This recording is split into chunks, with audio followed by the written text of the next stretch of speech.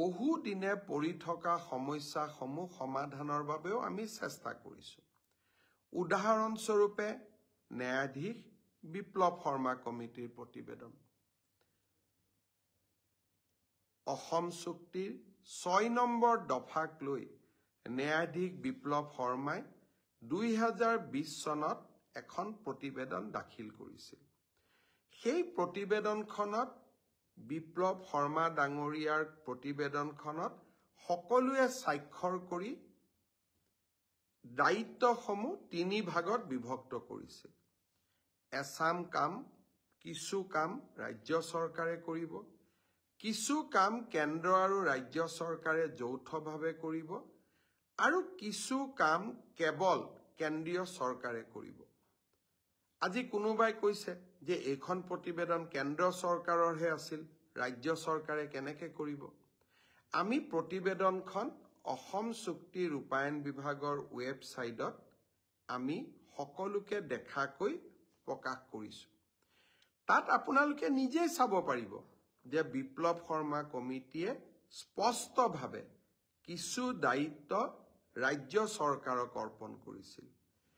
এতিয়া আমি সংকল্প লৈছো যে যিকেইটা দায়িত্ব ৰাজ্য চৰকাৰক অৰ্পণ কৰিছিল সেইকেইটাৰ দায়িত্ব আমি তৎকালীনভাৱে পালন কৰিম।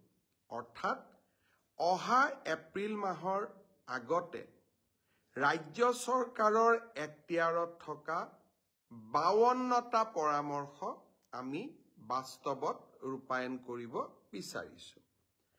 বাকি 17টা পৰামৰ্শ যি কেন্দ্ৰীয় চৰকাৰৰ এখতিয়াৰৰ ভিতৰত থাকে সেইকেইটাৰ বিষয়েও ভাৰতৰ মাননীয় প্ৰধানমন্ত্ৰী নৰেন্দ্ৰ মোদী ডাঙৰীয়া আৰু ভাৰতৰ গৃহমন্ত্ৰী অমিত শ্বাহ ডাঙৰীয়াৰ সৈতে মই কথা পাতিম।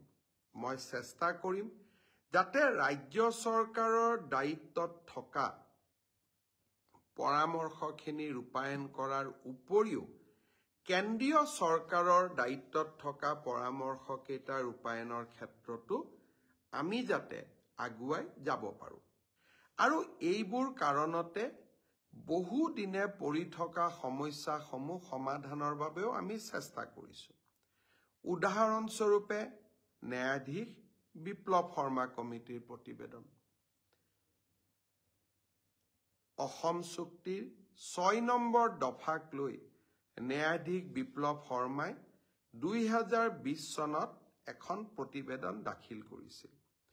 সেই প্ৰতিবেদনখনত বিপ্লৱ শৰ্মা ডাঙৰীয়াৰ প্ৰতিবেদনখনত সকলোৱে স্বাক্ষৰ কৰি দায়িত্বসমূহ 3 ভাগত বিভক্ত কৰিছিল। এছাম কাম, কিছু কাম ৰাজ্য চৰকাৰে কৰিব, কিছু কাম কেন্দ্ৰ আৰু ৰাজ্য চৰকাৰে যৌথভাৱে কৰিব, আৰু কিছু কাম কেৱল কেন্দ্ৰীয় চৰকাৰে কৰিব। আজি কোনোবাই কৈছে যে এইখন প্ৰতিবেদন কেন্দ্ৰ চৰকাৰৰহে আছিল, ৰাজ্য চৰকাৰে কেনেকৈ কৰিব? আমি প্ৰতিবেদনখন অসম চুক্তি ৰূপায়ণ বিভাগৰ ৱেবছাইটত আমি সকলোকে দেখাকৈ প্ৰকাশ কৰিছো। তাত আপোনালোকে নিজেই চাব পাৰিব যে বিপ্লৱ শৰ্মা কমিটিয়ে স্পষ্টভাৱে কিছু দায়িত্ব ৰাজ্য চৰকাৰক অৰ্পণ কৰিছিল। এতিয়া আমি সংকল্প লৈছো যে যিকেইটা দায়িত্ব ৰাজ্য চৰকাৰক অৰ্পণ কৰিছিল সেইকেইটাৰ দায়িত্ব আমি তৎকালীনভাৱে পালন কৰিম। অৰ্থাৎ অহা এপ্ৰিল মাহৰ আগতে ৰাজ্য চৰকাৰৰ এখতিয়াৰত থকা 52টা পৰামৰ্শ আমি বাস্তৱত ৰূপায়ণ কৰিব বিচাৰিছো। বাকি 17টা পৰামৰ্শ যি কেন্দ্ৰীয় চৰকাৰৰ এখতিয়াৰৰ ভিতৰত থাকে সেইকেইটাৰ বিষয়েও ভাৰতৰ মাননীয় প্ৰধানমন্ত্ৰী নৰেন্দ্ৰ মোদী ডাঙৰীয়া আৰু ভাৰতৰ গৃহমন্ত্ৰী অমিত শ্বাহ ডাঙৰীয়াৰ সৈতে মই কথা পাতিম। মই চেষ্টা কৰিম যাতে ৰাজ্য চৰকাৰৰ দায়িত্বত থকা পৰামৰ্শখিনি ৰূপায়ণ কৰাৰ উপৰিও কেন্দ্ৰীয় চৰকাৰৰ দায়িত্বত থকা পৰামৰ্শকেইটা ৰূপায়ণৰ ক্ষেত্ৰতো আমি যাতে আগুৱাই যাব পাৰোঁ।